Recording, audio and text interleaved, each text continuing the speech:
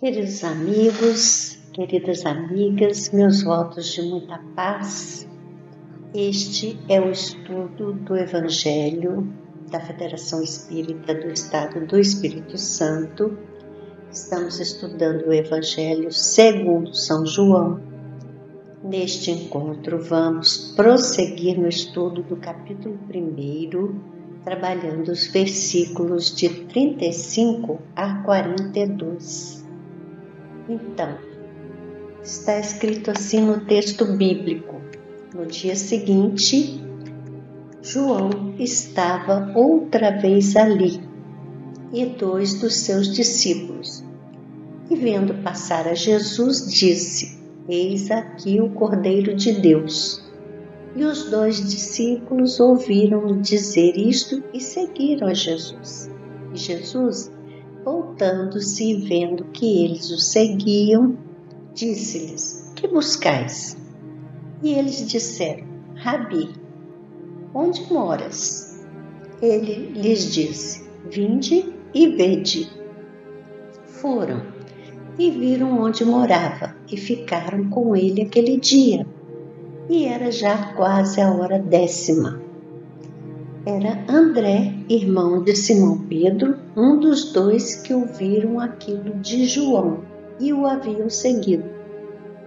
Este achou primeiro a seu irmão Simão e disse-lhe: Achamos o Messias. E levou-o a Jesus. E olhando Jesus para ele, disse: Tu és Simão, filho de Jonas. Tu serás chamado Cefas.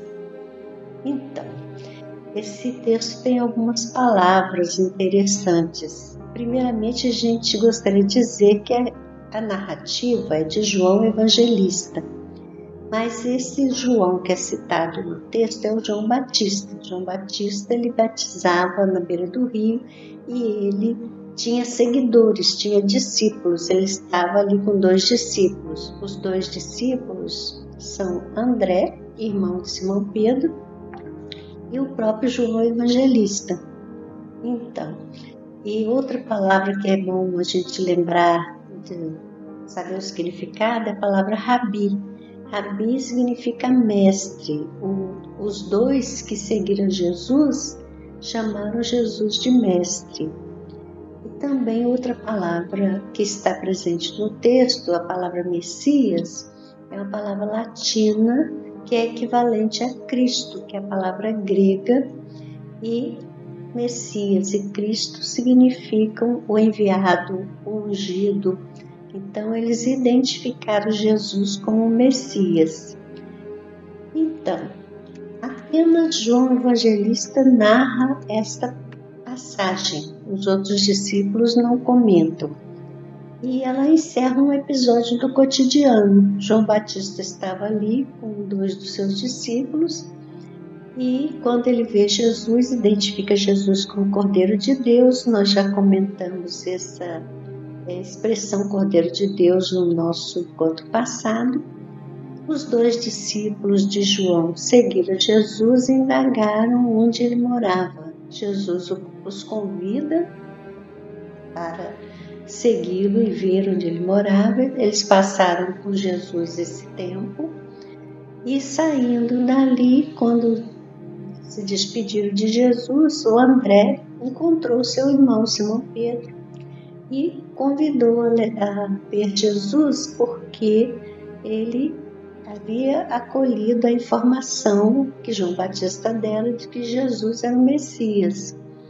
Então, André encontrou Simão e levou Simão Pedro a Jesus. Jesus também acolhe Simão, identificando, já dizendo até sua filiação, acolhe Pedro, né? E diz a sua filiação. Pedro fica espantado que Jesus já o conheça e em seguida Jesus diz: a partir de agora você vai se chamar Cefa. Cefa é uma palavra que significa Pedro. Então, era costume essa troca de nome para indicar que aquela pessoa iria iniciar uma nova etapa na sua vida. Então, Jesus aqui, nessa pequena narrativa, ele já está acolhendo André, João Evangelista e Simão Pedro. O nome Messias e o nome Cristo, nós já consideramos que significa aquele que foi enviado por Deus. O fato de Jesus aceitar esses primeiros discípulos identifica o momento em que ele vai iniciar sua vida pública. E nós também devemos observar esse fato na nossa própria vida, porque a gente tem infância, adolescência para a preparação e chega na fase da juventude e já temos que iniciar a nossa tarefa no mundo.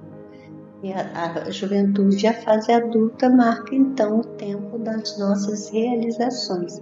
Assim também com Jesus, teve a sua infância, seu período de preparação e iria iniciar então o seu trabalho. E quando ele acolhe esses dois primeiros que o buscavam, o André e o João, ele vê que os dois o estão seguindo e pergunta para eles: que buscais? Essa pergunta é que interessa nesse trecho. A respeito desse fato, o Emmanuel tem algumas interpretações muito interessantes. Emmanuel, no livro Caminho, Verdade e Vida, na lição 22, ele ensina que a vida é um conjunto divino de experiências. Cada existência, isoladamente, oferece ao homem o proveito de novos conhecimentos e destaca a aquisição dos valores religiosos como mais importantes, porque constitui um movimento de iluminação definitiva da alma para Deus. E Emmanuel observa nessa lição que os homens, por causa dos seus sentimentos viciados, eles se mantêm no jogo inferior dos interesses egoísticos, buscando sempre a via do menor esforço. Mas o exemplo de Jesus foi bem diferente, por isso que é importante que nós nos lembremos desta indagação de Jesus. Quando buscarmos a religião, a religiosidade, o desenvolvimento desse valor, Jesus estará nos indagando: o que buscais? Então nós precisamos ter para nós mesmos esta resposta: o que estamos buscando quando adentramos um templo religioso, quando nos identificamos com uma religião? A respeito ainda dessa indagação, vale a pena a leitura da lição número 54 do livro O Espírito da Verdade, a psicografia de Francisco Cândido Xavier, ditado pelo Espírito Emmanuel, e tem o título Que Buscais? Emmanuel vai comentar a respeito desta pequena indagação de Jesus que João registrou no capítulo 1, versículo 38, e ele vai falar diretamente para nós espíritas. Ele diz assim: esta simples indagação do Senhor aos dois discípulos que o seguiam é dirigida presentemente a todos os lidadores do Espiritismo diante da boa nova renascente no mundo. Ao obreiro modesto da assistência fraternal, exprime a voz superior a reclamar-lhe os frutos na colheita do bem. Ao colaborador da propaganda doutrinária, representa a interpelação incessante acerca da tarefa de resguardar a pureza dos postulados que consolam e instruem.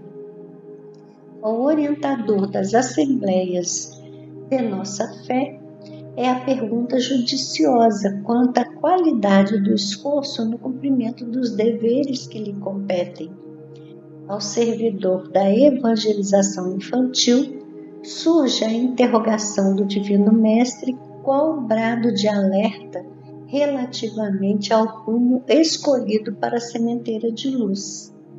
Ao portador da responsabilidade mediúnica, inquire Jesus pela aplicação dos talentos que lhe foram confiados.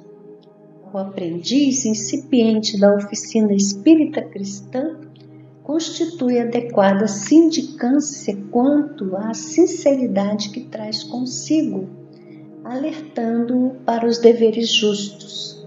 A cada criatura que desperta em mais altos níveis da fé raciocinada, soa a interpelação do Senhor como sendo convite às obras em que se afirme a caridade real. Assim, escuta no íntimo, em cada lance das próprias atividades, a austera palavra do condutor divino convocando-te à coerência entre o ideal e o esforço, entre a promessa e a realização. Analisa o que fazes, observa o que dizes, medita em torno das tuas aspirações mais ocultas. Que resposta forneces à indagação do Senhor? Quem segue o Cristo, vive-lhe o apostolado. Serve, coopera e caminha avante, sem temor ou vacilação, lembrando-te de que o Verbo da verdade incide sobre nós cada dia, perguntando incessantemente: que buscais? Então, meu amigo, minha amiga, reflitamos sobre isso. Muita paz a todos e nos veremos no nosso próximo encontro, se Deus quiser.